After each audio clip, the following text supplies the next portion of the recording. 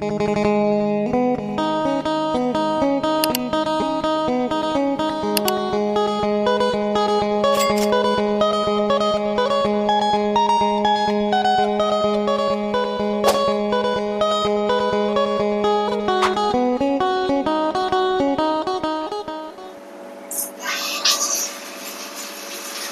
ทักทายสบายดีและสวัสดี FC พ่อแม่พี่น้องเบิดทุกคนทุกท่าน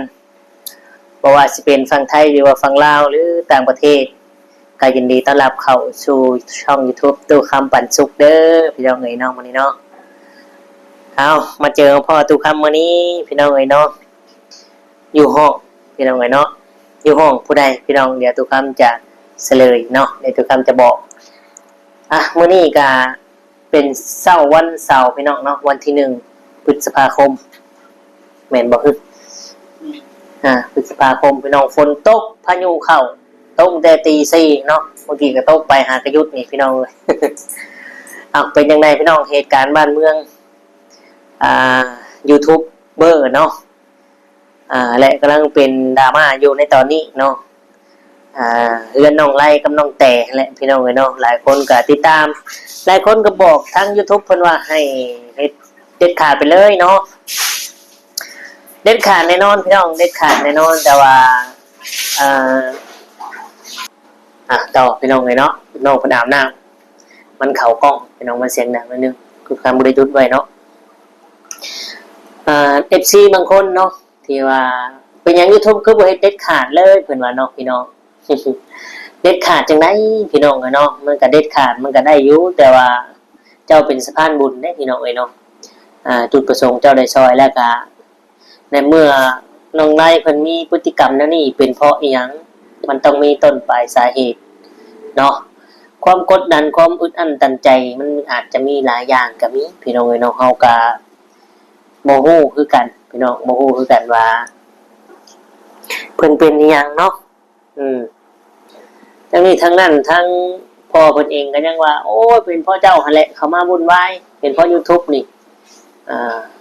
ทางสายบุญก็ว่าโอ้แต่ว่าอันนี้บ่ถึงได้ว่าซั่นเนาะตามที่เฮาได้เบิ่งนะพี่น้องแน่นอนเนาะบ่ถึงอันนี้ก็มันเป็นปัญหาครอบครัวเพิ่นนะพี่น้องเนาะปัญหาครอบครัวเพิ่นในมุมมองของตู้คำเนาะกับ FC เนี่ยบ้านหลังเนี้ยสมมุติบ้านหลังที่ตู้คำอยู่นี่เนาะในเมื่อเจ้าได้ซอยไปแล้วเนาะตอนแรกๆเจ้าก็บ่ได้หมายเหตุไว้ว่าถ้าเจ้ามีพฤติกรรมหรือว่าเจ้าเฮ็ดแนวสิ่งที่บ่ดีค่อยสามารถยึดคืนและไปให้คนอื่นได้ในบ้านหลังนี้ที่ค่อยเอาให้นี้เนาะพาเพิ่นหมายเหตุไว้แล้วก็เซ็นอย่างดีเนาะอาจจะได้อยู่พี่น้องเอ้ยเนาะแต่ในเมื่อมันผ่านไปแล้ว 4-5 ปีเนี่ยมันเรือนหลังนี้บ้านหลังนี้เนาะก็ซอยไปแล้วเซ็นให้แล้วที่อยู่บ้านหลังเนี้ยที่ดินแล้วก็บ้านเนี่ยเซ็นชื่อสมุดมาเซ็นชื่อเท่าไรเนาะเซ็นชื่อเท่าไรพี่น้องแต่ว่านั่นแต่นี่เป็นคนปะเนาะหรือว่าถิ่มเท่าไรไปถิ่มไปออกจากเรือนหลังนี่เรือนหลังที่ว่าเพิ่นได้ซอยนี่เพิ่นเฮ็ดให้เนาะพี่น้องซึ่งตามรักผัวเมียนี่ตามฮีตข้อประเพณีเพิ่นได้แต่งได้หมายกันแล้วถ้าภายยิ่งภายซ้ายเนาะภายซ้ายนี้ก็ต้องเป็นของเมียกับลูกภายเมียนี้ไปหามีสู้มีแฟนใหม่ก็ต้องเป็นของผัวเนาะมันต้องนั่นนี่ได้พี่น้องถ้าว่าเว้าในหลักการที่ว่าอันนี้ในครอบครัวเพิ่นปะห่างยาห่างกันแนวเกิดแนวบ่ดีเนาะซึ่งก็ให้ทั้งเฒ่าแก่ในโฮมเพิ่นมาคุยมาเว้ากันเรื่องครอบครัวเพิ่นปะกันเนาะทั้งยูทูบเบอร์เนี่ยเพิ่นได้ซอยไปแล้วเพิ่นสิเข้ามายุ่งหยังเนาะอันนี้สมมุติว่าในมุมของเบาไลเนาะหรือว่าน้องไลพี่น้องเอ้ยเนาะเข้ามายุ่งเข้ามาเฮ็ดให้มันเกิดดราม่าหรือว่าเกิดความเข้าใจผิดกันแบบใดเนาะ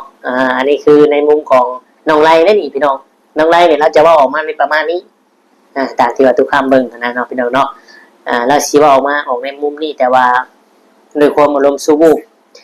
และความอยากให้เนาะก็ทำให้มันตัดบทตัวนี้ไปและคึงใช้กันเนาะพี่น้องวางมวยวางมาดใช้กันเลยครับยูทูบเบอร์แต่โอ้ยเนาะ ถ้าสู้กันแบบนั้นซึ่งหน้าเจ้าบ่กินยูทูบเบอร์ดอกน้องไรเอ้ยเนาะเจ้าบ่กินยูทูบเบอร์ดอกอีกอย่างน้องไรก็บ่ฮู้เรื่องฮู้ราวหยังดอกยังเป็นเด็กยังผ่านโลกโซเชียลมาหน่อยเนาะบ่คือทั้งผู้ที่เตรียมทายและYouTube ได้พี่น้องเนาะเพิ่นผ่านมาเบิดเลยเพิ่นฮู้บ่ได้เป็นจังไดเนาะแถมเจ้าเฮ็ดแสดงพฤติกรรมนั้นน่ะแห่งเข้าทางเพิ่นได้เนาะเพราะฉะนั้นเจ้าได้ทำผิดไปแล้วก็ยอมรับผิดซะเนาะเพราะว่าเจ้าเป็นคนแต่เราก็บ่ได้ลงมือดอกเราแค่อารมณ์ชั่วอยากให้เราก็เอาความเกลียดความอยากให้ความอันนี้ก็ไปลงที่พาเรียกว่าเพื่อนเพิ่นเนาะเพิ่นก็ได้เอาลงไป1หมัดพี่น้องเอ้ยเนาะกับเพื่อนเพิ่นนั่นแหละตามที่เห็นก็สิเจ็บได้เติบพี่น้องเอ้ยเนาะลูกผู้ชายบ่หรือว่านั่นใดแบบนี้เนาะ เอาพี่น้องเอ้ยสำหรับเรื่องนี้ก็มีแต่ว่าคอยเบิ่งคอยติดตามไปเนาะมันสิจบลงเอ่ยจังไดเนาะแต่ทั้งนี้ทั้งนั้นทั้งเพิ่นก็ว่าบ่อยากให้มาถ่ายเป็นเพราะเจ้ามาถ่ายแล้วก็จักนั่งนุบมือถ่ายนึง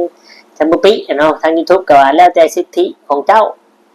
บ่ให้ถ่ายแล้วก็บ่มีไผละเมิดสิทธิ์เจ้าได้แม่นเนาะแต่ว่าเพิ่นก็เคยถ่ายเคยมีผู้เข้ามาช่วยเหลือเนาะเพิ่นก็เป็นเพื่อนมนุษย์ร่วมโลกนำกันบ่ให้ถ่ายมันก็คือสิโพดแต่มันก็คือว่าอันแหละพี่น้องบางคนก็บ่เข้าใจเนาะเอาพี่น้องหลักๆเลยมื้อนี้เนาะตู้คำอยู่ใส่ประเด็นมื้อนี้พี่น้องเอ้ยเนาะหลายคน FC ที่ว่าถามหาทีมงานผีงก้อยเนาะพี่น้องถามหาทีมงานผีงก้อยมื้อนี้ตู้คำก็จะพา FC เนาะมาหาทีมงานผีงก้อยแต่ว่ามีอยู่2คนที่ว่าอยู่ในตู้คำตอนนี้เนาะที่ว่าตู้คำพามาหาตอนนี้เพราะว่าทีมงานผีงก้อยน่ะอยู่บ้าน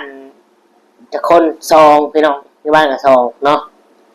อยู่ไทยพี่3แต่ว่าแยกกันอยู่ก็ต่างคนต่างไปกับพ่อกับแม่เนาะส่วนเท่าสมรักเนาะกับเท่าว่าข้านี่ก็ลงมาเที่ยวพี่น้องเนาะลงมาเที่ยวลงมาเล่นอยู่ประเทศไทยพี่น้องเนาะเอาอยากเจอกันหรือยังพี่น้องมาเดี๋ยวท่านจะพาไปเจอมาเนาะงานจะมาเท่าสมรักเป็นไงเอาสบายดีFCอยู่สบายดีFCเอาหลายคนคือจำได้เนาะถึงไหมถึงว่าเบิร์ป้าวันนี้ก็ได้ FC ทุกคนก็ถามหาเนาะว่าอยากเจอนี่อยากเจอทีมงานพิงก้อยพี่น้องเลยเนาะสีแดงเลยวันนี้เนาะมีทั้งเมนยูพี่น้องข้าบ้านมีทั้งเมนยูนี่เนาะเมนยูเป็นใช้สีแดงวันนี้พี่น้องโอ้เป็นอย่างเนาะเอาพี่น้อง FC หลายคนถามหาเนาะเนี่ยทีมงานพิงก้อยตอนนี้เพิ่นไม่ได้เล่นขี้ตมเลยได้พี่น้องไม่ได้ดำหน้าเลยได้พาเพิ่นมาเที่ยวอยู่ประเทศไทยเนาะเดี๋ยวจะถามสำรับกันเนาะสบายดีสำรับเป็นอะไรอยู่ไทยคักอยู่แบบไหนคักกับว่าคักได้นายอยู่นี่กินเป็นอะไรเนี่ยแซ่บอยู่พี่น้องเลยเนาะคือกันบ่กับอยู่บ้านเฮาคือกันบ่บ่คือเนาะเป็นจังได๋อยู่บ้านดำให้ดำหน้าคักอยู่คักพี่น้องเลยเนาะหลายคนก็คือสิเนี่ยเพิ่นนี่หากล้าดำหน้าเนาะอยากเมื่อบ้านอยู่บ่ฮะเมื่ออยู่แล้วนั้นนี่เนาะบ่ได้เมื่ออยู่เป็นยังคืออยากเมื่อคิดฮอดบ้านลงมาจักเดือนแหละน่าจะ2 เดือนมั้ง2 เดือนพี่น้องเนาะสำหรับลงมาได้2 เดือนนั่นแหละ2 เดือน3 เดือนประมาณอีก2 เดือนก็สิได้กลับเมื่อบ้านเนาะตอนแรกว่าจะเอาเข้าโรงเรียนอยู่พี่เนาะแต่เนื่องจากว่าเบิ่งสถานการณ์ก่อนว่าการงานเนี่ยมันจะเหมาะสมแล้วก็เพราะว่างานทุกคำในเขาดึกเนาะเพิ่นนี่สิตื่นไปโรงเรียนไหวบ่ได้ว่าจังไดเนาะทางหัวหน้าชุมชนเนาะหรือว่าลุงจืดผู้ที่เป็นหัวหน้าชุมชนของทุกคำอยู่เนี่ยเพิ่นแนะนำเพิ่นให้ไปฝากเรียนเนาะบอกว่าไปแนะนำชื่อของลุงจืดเลยเนาะหัวหน้าชุมชนรู้จักกันนะพี่น้องเนาะเราก็อยากให้เรียนแต่ว่าทางทุกคำเองเนี่ยจะสะดวกบ่เพราะว่าเนี่ยเพิ่นเนี่ยตื่นไปเรียนบ่ได้เนาะเพราะว่าทุกคำเฮ็ดเวียก เศร้านะพี่น้องเอ้าหลายคนจำได้เนาะนี่ผู้นี้คือที่จำได้เป็นบ่นี่สบายดีครับ สบายดี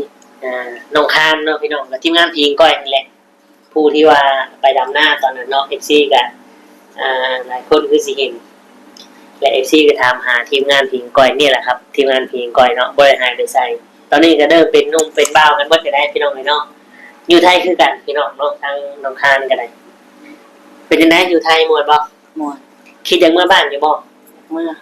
อยากเมื่อพี่น้องเลยเนาะพวกเพิ่นลงมาพร้อมกันเลยได้อนี่เพิ่นลงมาพร้อมกันเลยเนาะเป็นยังคืออยากเมื่อบ้าน มันม่วนกันได้ มะม่วงบันไดแนวใดไปทางใดเลย สินอนบ้าน ขี่ฮอดบ้านเนาะขี่ฮอดขี่งัวขี่ควายอยู่บ้านแล้วเนาะพี่น้อง ไปเลี้ยงงัวเลี้ยงควายแม่นบ่น้องทางก็เดี๋ยวเมื่อเพิ่นว่าเนาะเอาคิดว่าสิเมื่อเดือนไหนดิ โอ้โห ยังบ่ฮู้เนาะพี่น้องเว้ยมันยังบ่พาเมื่อแต่ว่าสมรักนี่อีก2เดือนเนาะปีใหม่สมรักสิกลับเดี๋ยวสิขึ้นบ้านเมื่อเขาเฮียนอยู่บ้านเพื่อแหละพี่น้องไงเนาะถ้าว่าเป็นไปได้ก็ที่เขาอยู่ไทยกับเราติดตามกันไปเนาะลงมาอย่างพี่เนี่ยแตกต่างกันมากกับบ้านเรากัน แตกต่าง แตกต่างกันเนาะ แม่ แตกต่างกันหลายนะพี่น้องอยู่ของเศร้าขาน้ำขาบ้านก็ไฟเสียเบิดพี่น้องเลยเนาะบ้านเช่าเขาซื้อแต่ก็ถือว่าโชคดีเนาะถือว่าโชคดีมีโอกาสได้มาเที่ยวหรือว่ามาเล่นประเทศไทยเนาะมาหาประสบการณ์เนาะถือว่าครั้งแรกบ่นี่ เลย ครั้งแรกเนาะค่ะเนาะเอาพี่น้องมีแต่ว่าติดตามกันต่อไปว่าสองคนเนี่ยสิอยู่ไสบัดนี้เนาะอันสิบ่มีคนไทยนาพี่น้องเลยเนาะ ไทยนาข้ามเฮียนอยู่ไสบ่ได้เฮียนแล้วบ่ เรียน อย่าเฮียนเลยเนาะ แม่ แต่ปีละปี 14ปีนี้ 14ปีนี่เนี่ยนะพี่น้องเนาะจะ15ปีได้สอนเบาหรือว่าเป็นหนุ่มแล้วนะพี่น้องเป็นหนุ่มแล้วนี่จะกี่ใช่นี่ 8 ปี 8 ปีโอ้ใหญ่นะครับ 8 ปีเนาะกะอ้ายกับน้องพี่น้องเลยเนาะเป็นอ้ายกับน้องแต่ว่าผู้ดีนี่น้ำอ้ายแต่ว่าเป็นน้องน้ำอ้ายเลยเพราะว่าเป็นลูกเอื้อยเนาะเป็นลูกเอื้อยเพิ่นผู้นี้แม่เพิ่นผู้นี้เนี่ยเป็นเอื้อยแม่ผู้นี้ก็คือลูกพี่ลูกน้องเป็นพี่น้องกันนั่นแหละพี่น้องเลยเนาะแต่ว่าผู้นี้เป็นอ้ายแต่ผู้นี้แนะนำอ้ายชื่อน้องพี่น้องเลยหลายคนก็คือสิเห็นเลยเนาะส่วนน้องมีนาเนาะพี่น้องเลยเนาะกับบุญนำบ่ได้มาพี่น้องเนาะพวกบุญนำนี่เลี้ยงงัวเลี้ยงควายอยู่บ้านบ่มาเป็นพี่น้องเลยเนาะซึ่งบุญนำกับข้ามนี่อาจจะยุ่งกันตลอดเนาะแม่นบ่ แม่ จักปีเลยบุญนำ 3 ปี จักปี 14 14คือกัน แม่ 14คือ เกิด กัน ปีเดียวกัน ปีเดียวกัน14คือกันพี่น้องเลยเนาะนี่แต่ว่าช่วงนั้นน่ะที่เพิ่นขึ้นมาดำหน้าซอยทุกคำแล้วก็มาเบิดสุคนเนาะพี่น้องแต่ว่า พอมาประเทศไทยนี่ก็มาบ่ได้หลายเนาะเนื่องจากว่าการเงินมันก็บ่เพียงพอเนาะเพราะว่าแต่ละคนก็ต้องมีค่าใช้จ่ายนะพี่น้องก็เอาสองคนนี้มาเที่ยวกันเนาะมาเบิ่งประเทศไทยความเจริญพอน้องมามื้อแรกก็โอ้พี่น้องเพิ่นบ่เห็นเด้พี่น้องเพิ่นบ่เคยเห็นเนาะถนนหนทางประเทศไทยนี่เจริญพี่น้องเลยเนาะบ่คือบ้านเพิ่นแต่คือว่าเลยเนาะเพิ่นเคยอยู่นั่นดิเพิ่นเคยอยู่อันบ้านนอกมาอยู่แบบนี้ก็ขี้ฮอดบ้านคือว่าแน่เนาะ แม่ มันก็บ่อิสระเพราะว่าพ่อแม่ไปเฮ็ดงานก็อยู่แต่ห้อง เราใจ บ่ได้ไปไสเนาะนอกจากว่าพ่อแม่หยุดเรียนหยุดงานก็พาไปเที่ยวไปเที่ยวห้างเนาะพี่น้องเคยไปกินหมูกระทะกันยังนี่ยังบ่เคยพี่น้องไอ้เนาะจักมือเดี๋ยวจะพาไปเนาะพี่น้องเนาะส่วนแม่ไปเด้อเดี๋ยวจะพาไปเบิ่งว่าหมูหั่นกระทะใหญ่ๆนี่พี่น้องเป็นยังไงเดี๋ยวจะพาเอ็กซีไปเบิ่งเนาะถ้าว่าอยากไปก็เก็บตังค์ก่อนเด้อพ่อแม่ให้จดกระปุกไว้เด้อเดี๋ยวกระปุกไว้นะจังไปบัดนี้เนาะพี่น้องพาไปเที่ยวเลยพี่น้องเลยโอเคพี่น้องนี่ก็คือทีมงานทีมก้อยเนาะตอนนี้อยู่ประเทศไทย2 คน 3คนทั้งน้องมีนาอยู่กับแม่อยู่สายใหม่เนาะพี่น้องเนาะFC ถามหาทีมงานทิ้งก้อยนี่พี่น้องไงเนาะทีมงานทิ้งก้อยไม่ได้ไปใส่เอาก่อนอื่นก็ขอขอบคุณกับคุณ FC หลายๆเนาะที่เขามาเบิ่งมาชมกดไลค์กดแชร์ให้และให้กำลังใจแล้วก็ถามถึงทีมงานผีของก้อยหน่อยเนาะเพิ่นก็ดีใจได้พี่น้องเนาะที่ว่ามี FC คิดฮอดคิดถึงได้ถามหาก็บอกเพิ่นมาถ่ายคลิปหา FC ในมื้อนี้เนาะ FC ทำมา FC คิดฮอดว่าแต่เพิ่นก็โอ้ดีใจเนาะที่ว่ามี FC คิดฮอดเพิ่นเนาะแล้วเพิ่นเนี่ยมี FC ได้มี FC เคยฝากเงินมาให้ได้พี่น้องตอนอยู่เฮ็ดดำนาเนาะฝากมาให้ซื้อในอยู่ในกินตอนดำนาพี่น้องเนาะเอาก็ประมาณนี้ตู้คำกับที่งานพิงก้อยคือสิได้ขอตัวลาพ่อแม่พี่น้องไปเนาะก็คือสิได้ขอตัวจบคลิปอำลาพระจากพ่อแม่พี่น้องไปจังไดก็รอติดตามว่าที่งานพิงก้อยจะมื้อเฮียนอยู่บ้านหรือสิได้เฮียนอยู่ไทยเนาะรอเบิ่งแล้วก็ติดตามกันต่อไปสำหรับคลิปนี้ตู้คำก็สิได้ขอตัวจบอำลาพระจากพ่อแม่พี่น้องไปเนาะก็คือสิได้กล่าวคำว่าสบายดีและสวัสดีครับ ไปดี ในยูบันแพ้ตายคาบ้านเลย 3-0บอกพี่น้อง โอเคพี่น้องบ๊ายบาย